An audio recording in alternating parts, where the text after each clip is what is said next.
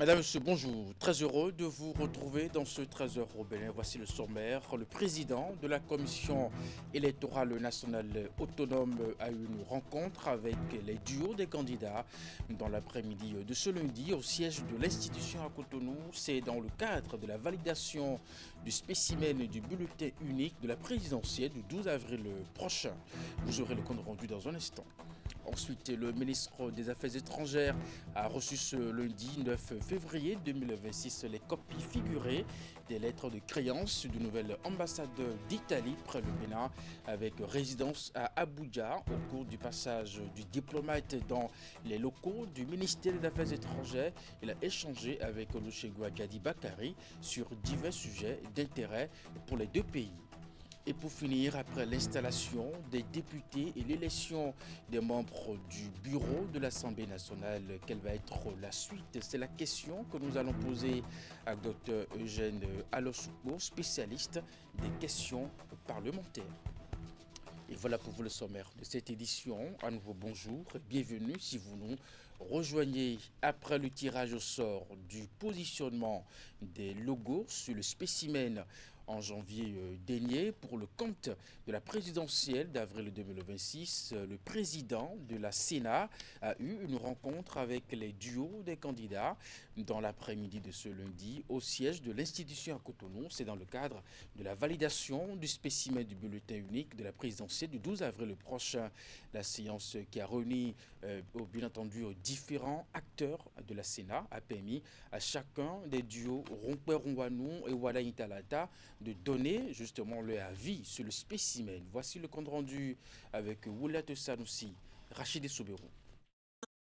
Côte à côte ici à la Commission électorale nationale autonome, les deux duos de candidats à l'élection présidentielle d'avril 2026. Le duo Romper Rongwanou, représenté à l'occasion, et Mariam Chabi Talata pour le duo de la mouvance. Ils sont invités par le président de la Sénat pour la validation du spécimen du bulletin unique de la présidentielle du 12 avril prochain. Je crois que c'est notre dernier rendez-vous avec les candidats. Après cela, on va les libérer, ils vont partir sur le terrain. Donc c'est pour vérifier si la Sénat a été fidèle à vos logos que vous avez présentés lors du dépôt des candidatures.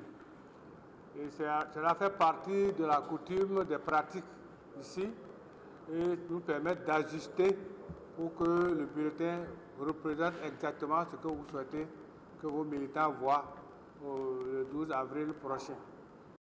Après la présentation du spécimen du bulletin unique par le directeur général des élections, le président de la Commission électorale nationale autonome a demandé l'avis de chaque duo candidat.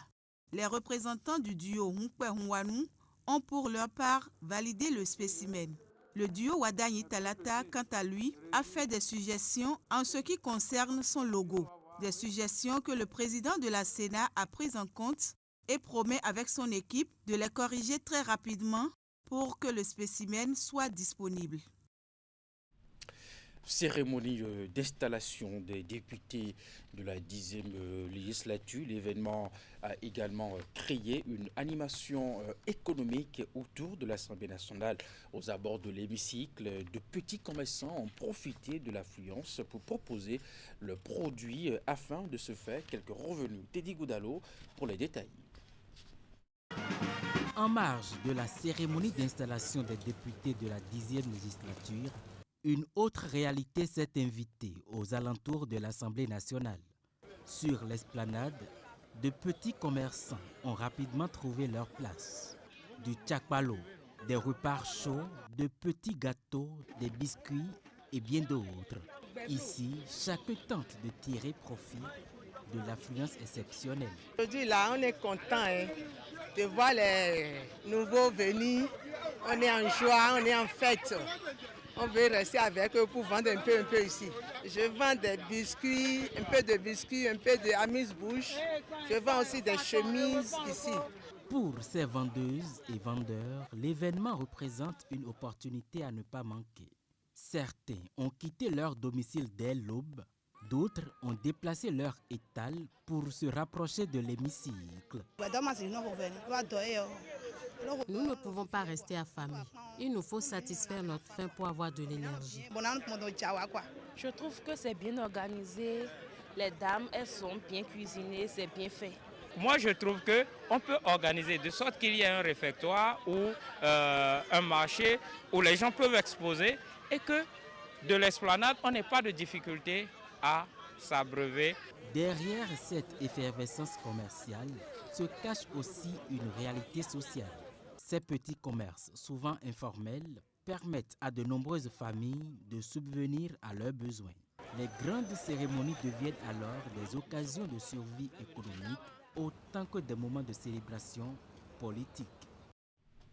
On reste toujours à l'extérieur du Parlement pendant que la cérémonie officielle d'installation des députés de la 10e législature se déroulait à l'intérieur de l'hémicycle. Et bien à l'extérieur, l'esplanade extérieure offrait un autre décor. Des groupes de militants de partis politiques, notamment Union progressiste, le Renouveau et le Bloc républicain, ont tenu à accompagner leur élu manifestant justement joie et ferveur. Toujours avec Teddy Goudalo, voici le compte rendu.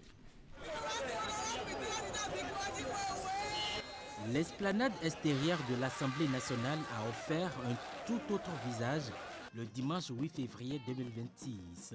Ici, des attroupements de militants venus de différents horizons politiques ont tenu à accompagner leur élu désormais membre de la 10e législature. Chants, danses, applaudissements et cris de joie ont rythmé l'attente. Notre joie est immense. Nous manquons de mots pour l'exprimer.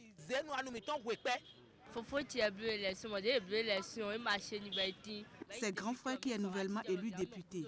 Nous sommes venus le soutenir. C'est un honneur pour notre famille.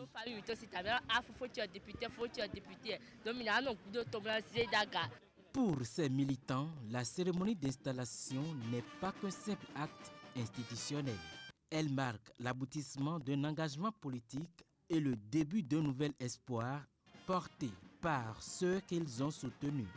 Nous avons estimé que c'est solennel, qu'à l'intérieur on ne peut pas accéder, mais il faut quand même venir, même au niveau de l'esplanade, manifester sa présence et dire à ceux-là qui sont élus que nous les soutenons et que nous voulons que leur législature soit des meilleures. C'est le moment pour nous de montrer de quoi vraiment nous sommes des bons citoyens. Parce que l'installation des élus du peuple, c'est une formalité qui engage tout Béninois lambda. Donc je suis là en tant qu'élu, mais aussi soutenir ma commune et soutenir tout le Bénin tout entier. Vous auriez constaté que tout s'est passé dans la paix, dans la tranquillité totale. Et cela témoigne de la vitalité démocratique. Le Bénin s'en sort toujours comme un pays exemple dans la sous-région et puis à l'international. Au-delà de la fête, ces rassemblements traduisent aussi de fortes attentes. Derrière les chants et les sourires, les militants espèrent désormais des actes concrets, des lois utiles et une action parlementaire à l'écoute des réalités quotidiennes. Sur cette esplanade animée, c'est déjà un message qui est lancé aux députés fraîchement installés, celui d'une base attentive, engagée et prête à juger la 10e législature sur ses résultats. On reste sur le même sujet à Porto-Novo après l'installation des députés et leur élection justement des membres du bureau de l'Assemblée nationale. Quelle va être la suite? C'est la question que nous allons poser à Dr Eugène Alosopo, spécialiste des questions parlementaires. Dr Eugène Alosopo, bonjour. Bonjour, Canal 3. Merci de votre intervention dans ce 13h au Bénin. Dites-nous, ce lundi matin, juste après son installation et son élection, Joseph Diogbenou a pris part à la traditionnelle cérémonie des couleurs. On peut le dire, l'homme ne veut pas perdre du temps. Oui, c'est bien une élection qui est suivie d'actions concrètes, puisqu'on l'a vu à la cérémonie des couleurs. Mais il y a des impératifs pour le président de l'Assemblée nationale. Il a déjà convoqué une plénière pour demain, mercredi. Cette plénière devait consister à asseoir les commissions techniques et à faire élire les présidents des groupes, du moins des commissions techniques. Et vous savez qu'à l'Assemblée nationale, il y en a 5 au total. Et telles que les choses évoluent et des informations qui fusent de part et d'autre, l'UPR va présider 3 commissions et le PR 2 autres commissions. Après quoi, le président doit s'entourer de personnalités qui lui permettent d'accomplir sa mission. Et donc, il va nommer un directeur de cabinet, certainement, le plus tôt possible, et un secrétaire général administratif s'il n'a pas envie de conserver ceux qui sont là. Et puis, les conseillers techniques, les chargés de mission, ça va venir de façon progressive, parce que ce sont des nominations qui se font après les conciliabules et beaucoup de concessions. Alors, dans la pratique parlementaire, vous avez déjà commencé par l'évoquer, pour ce qui est de la suite, le mercredi déjà, les députés sont invités à reprendre le chemin de l'hémicycle. Mais après leur installation officielle, est-ce que nous allons assister à un autre événement, à une autre activité? Oui, après l'installation, il y a l'investiture solennelle du président de l'Assemblée nationale. C'est un cérémoniel obligatoire. Tous les présidents qui ont dirigé l'Assemblée nationale sont passés par là. Donc, c'est une obligation. Il va le faire. Généralement, ça se fait sur l'esplanade de l'Assemblée nationale avec des invités, des personnalités, des ministres, tout le Gotha institutionnel du pays représenté, et le président va faire un discours d'investiture. Ça lui permet d'entrer officiellement en fonction, mais du fait qu'il est déjà élu, qu'il est assis au perchoir, il peut prendre déjà des décisions hautement administratives. Alors, pour vous qui avez une parfaite connaissance de l'histoire parlementaire, déjà ces premiers pas que pose déjà Joseph Diogbenou, est-ce que ça annonce de grands changements dans la vie de notre Parlement? Oui, deux présidents du Parlement ne se ressemblent jamais. Quand bien même, le président Diogbenou a déclaré qu'il opte pour la continuité. C'est ce qu'il a déclaré à la cérémonie des couleurs lundi, mais sa personnalité sera imprimée à la présidence du Parlement, sa manière de faire. N'oublions pas que c'est un juriste et ils ont leur façon de voir les choses et de s'exprimer. Et donc,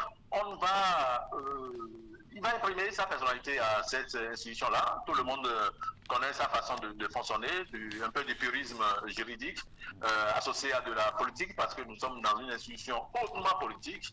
Il va s'y conformer, il va recevoir des coups, il va en donner aussi dans cette position-là, de l'intérieur, même si les 109 députés sont de la mouvance, tout le monde ne voit pas les choses de la même façon. Il y aura peut-être des mécontentements.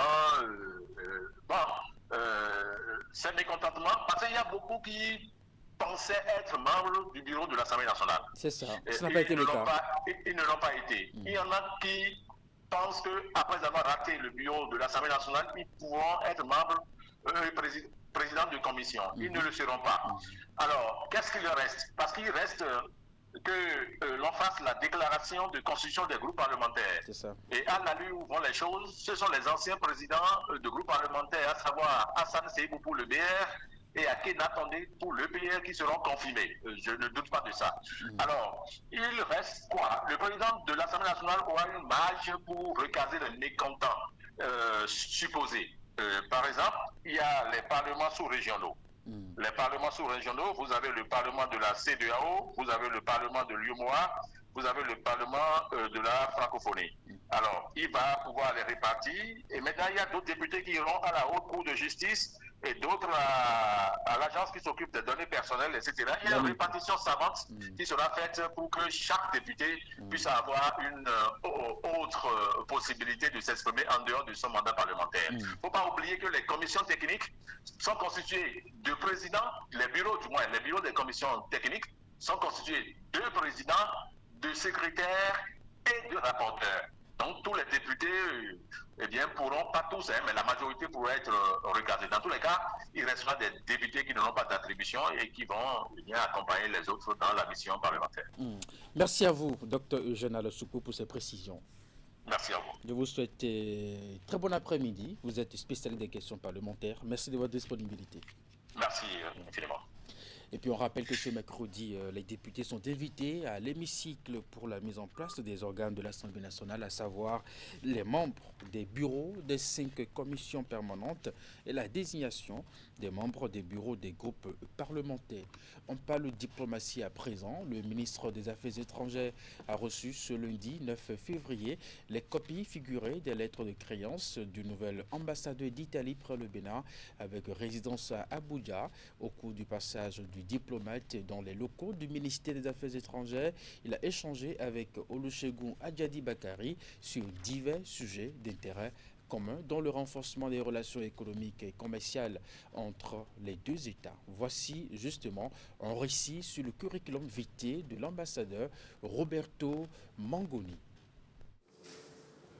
Désormais nouvel ambassadeur d'Italie près le Bénin, avec résidence à Abuja, Roberto Mangoni est né le 29 mars 1968 à Bucarest, en Roumanie. Il a obtenu son diplôme en sciences politiques à l'Université de Florence en Italie en 1994 et cumule près de 28 années de carrière au service de son pays. Il fait son entrée au ministère italien des Affaires étrangères en 1997 et a occupé de nombreux postes à la centrale comme dans les services extérieurs. À la centrale, il a été entre autres secrétaire de légation en 1998, cadre au département des ressources humaines de 2008 à 2012, puis coordonnateur des accords et des politiques liées à la mobilité internationale et aux flux migratoires réguliers de 2016 à 2024. Au niveau des services extérieurs, il a assumé plusieurs fonctions. Deuxième puis premier secrétaire commercial à Séoul, en République de Corée, de 2000 à 2004. Conseil pour les migrations et les affaires sociales à Canberra, en Australie, entre 2004 et 2008.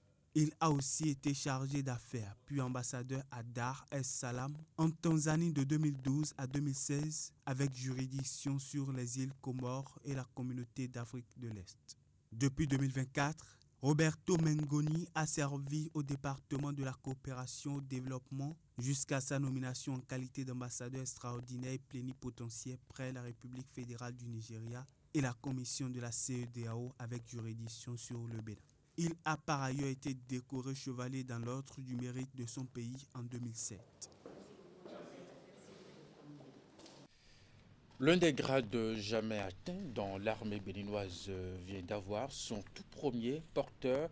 Il a nom Bertin Bada, promu le 17 décembre 2025 par le chef de l'État au grade général d'armée aérienne. Cet officier de classe exceptionnelle a reçu ses nouvelles attributions ce lundi 9 février 2026. La cérémonie s'est déroulée, a été conduite par le ministre délégué auprès du chef de l'État chargé de la défense nationale. Retour sur le temps fort de la cérémonie avec Ulrich Gaba.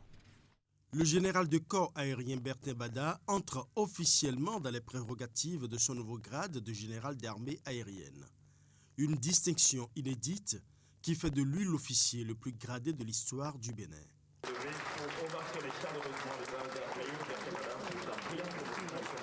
Pilote chevronné, il a gravi chaque échelon de la hiérarchie avec une constance qui force l'admiration. Depuis une décennie, il occupe le poste stratégique de chef de cabinet militaire du président de la République. Dans l'ombre du commandement, il est devenu ce rouage essentiel dont la loyauté et la rigueur sont les boussoles. Mon général, votre envergure stratégique repose sur une formation militaire d'élite. État-major, école de guerre, Université de la défense nationale en Chine, Institut des hautes études de défense nationale à Paris.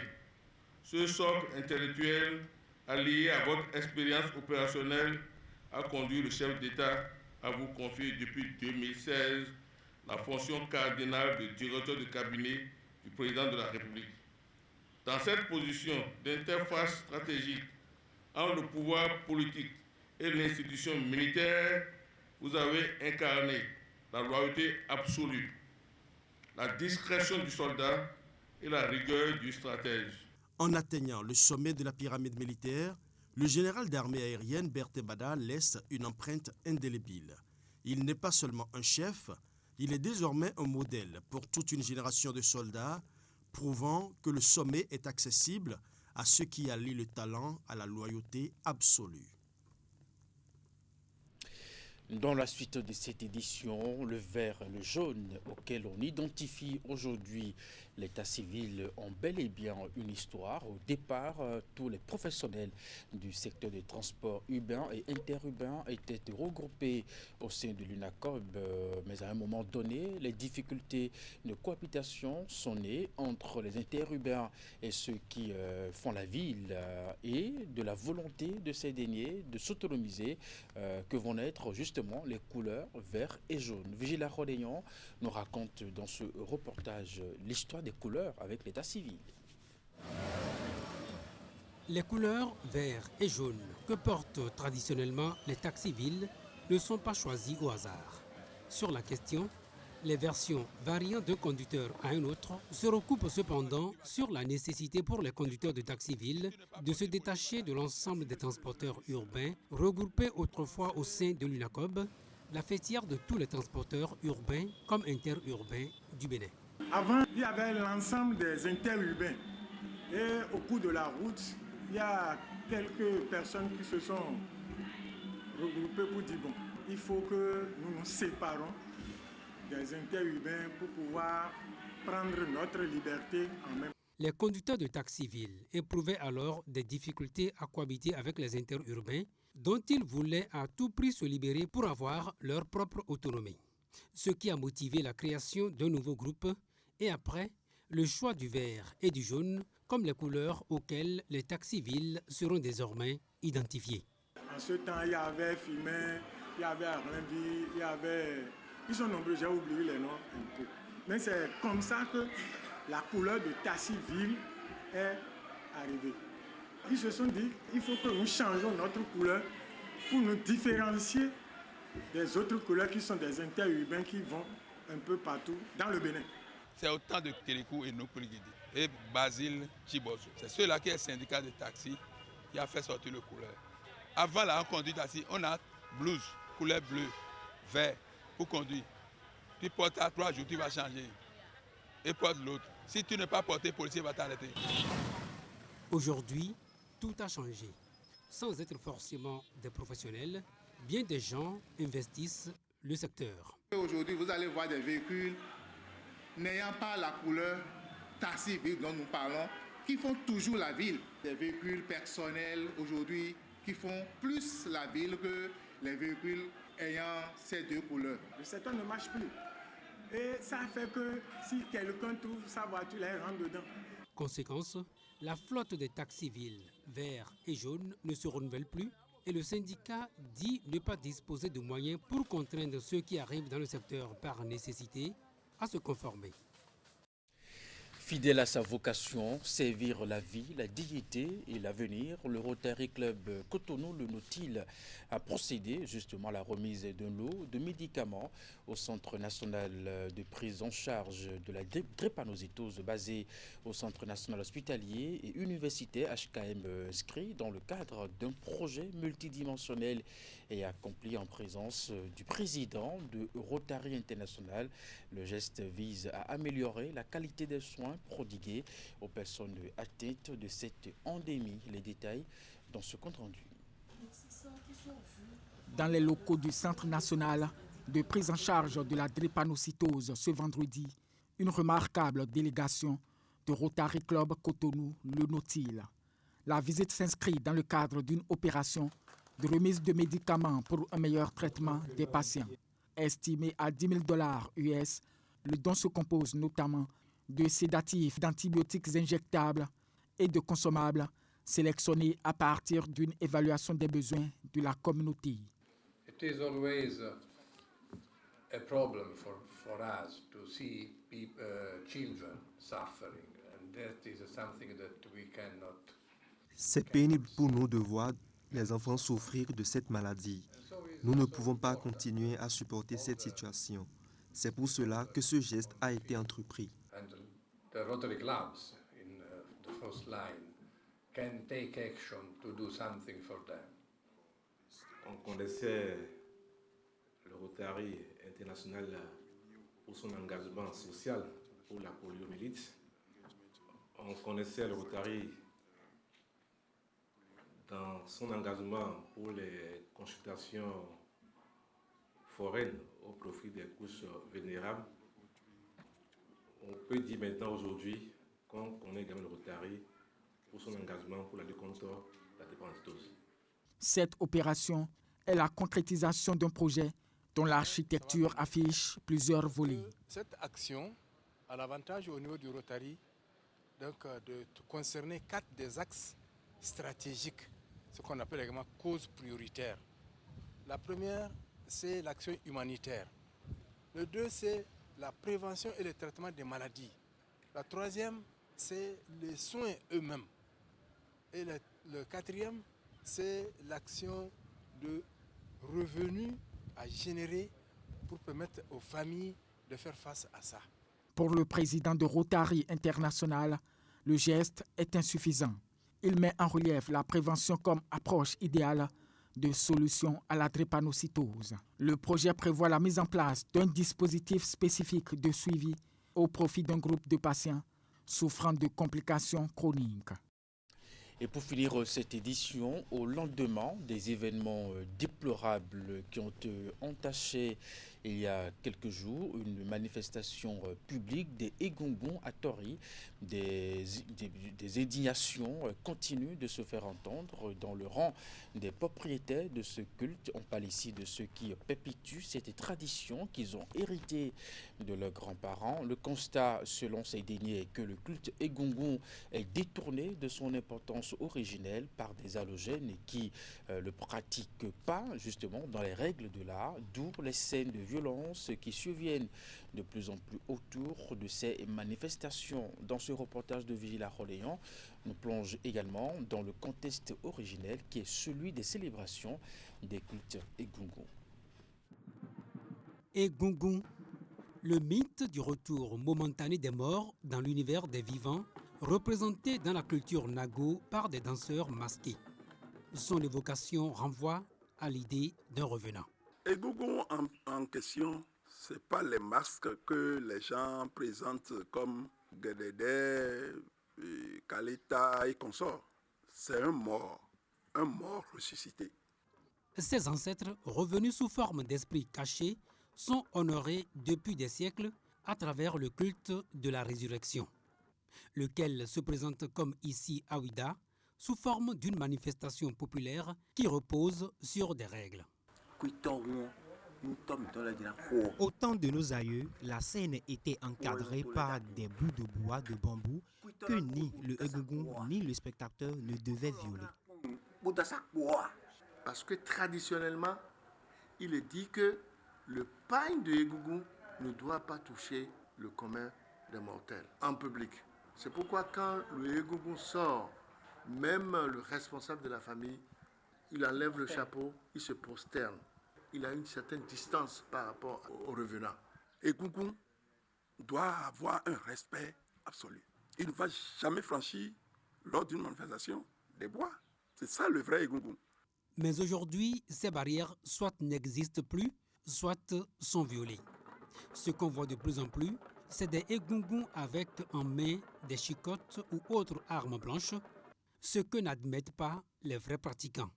Comment est-ce que moi, mon grand-père, ou même mon père, qui est mort, que je veux honorer, comment il va sortir avec chicotte pour chicoter qui? Est-ce que c'est normal ça? Alors ceux-là qui ont fait des manifestations à Tori et consorts, quand vous cherchez le dessous, vous allez voir que ce n'est pas les Yoruba. Ces responsables dénoncent une désacralisation du culte Egungun due à l'infiltration des halogènes, notamment des Runons, qui ne le pratiquent pas avec orthodoxie. Qu'est-ce que le Egungun a à voir avec le Runon? Moi, en tant que Elégun, je ne peux jamais dire que je suis Runon. Pourquoi le Runon va dire qu'il est Elégun? Ils en appellent à l'intervention du comité des rites vaudous pour une restauration des valeurs qui entourent la pratique de ce culte.